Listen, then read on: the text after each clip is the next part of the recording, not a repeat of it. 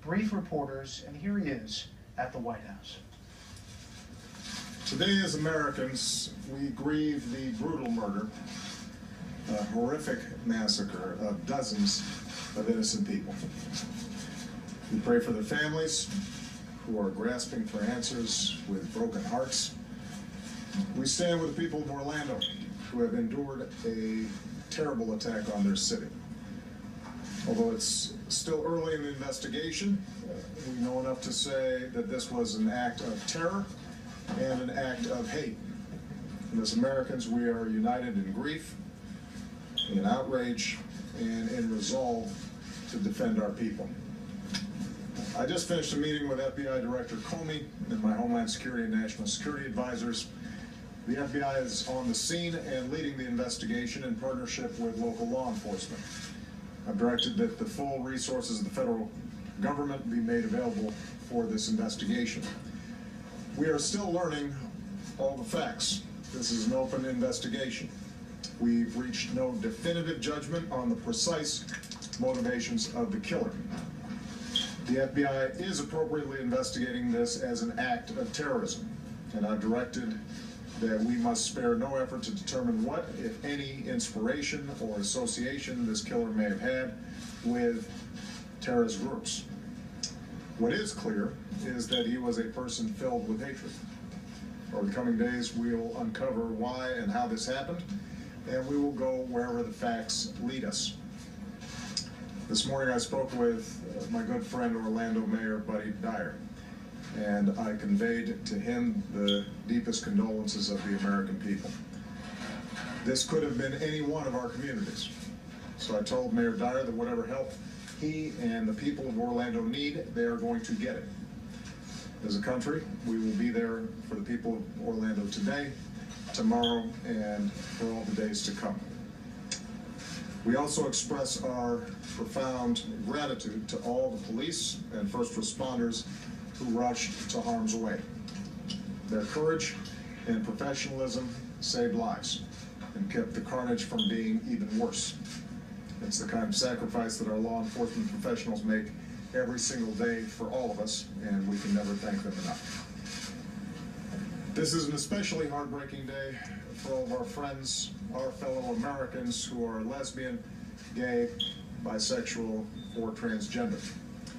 The shooter targeted a nightclub where people came together to be with friends, to dance and to sing and to live. The place where they were attacked is more than a nightclub. It is a place of solidarity and empowerment where people have come together to raise awareness, to speak their minds, and to advocate for their civil rights.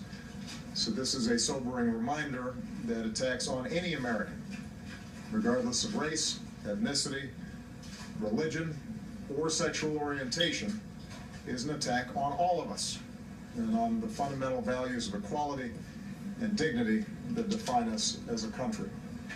And no act of hate or terror will ever change who we are or the values that make us Americans. Today marks the most deadly shooting in American history. The shooter was apparently armed with a handgun and a powerful assault rifle. This massacre is therefore a further reminder of how easy it is for someone to get their hands on a weapon that lets them shoot people in a school, or in a house of worship, or a movie theater, or in a nightclub.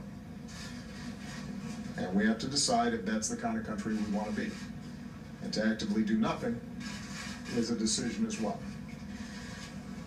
In the coming hours and days, we'll learn about the victims of this tragedy. Their names, their faces, who they were, the joy that they brought to families and to friends, and the difference that they made in this world. Say a prayer for them, and say a prayer for their families. That God give them the strength to bear the unbearable, and that He give us all the strength to be there for them, and the strength and courage to change. We need to demonstrate that we are defined more as a country by the way they live their lives than by the hate of the man who took them from us. As we go together, we will draw inspiration from heroic and selfless acts. Friends who helped friends, took care of each other, and saved lives. In the face of hate and violence, we will love one another. We will not give in to fear or turn against each other.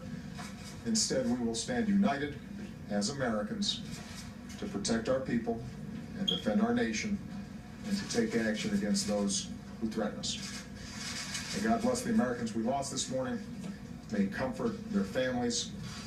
May God continue to watch over this country that we love. Thank you.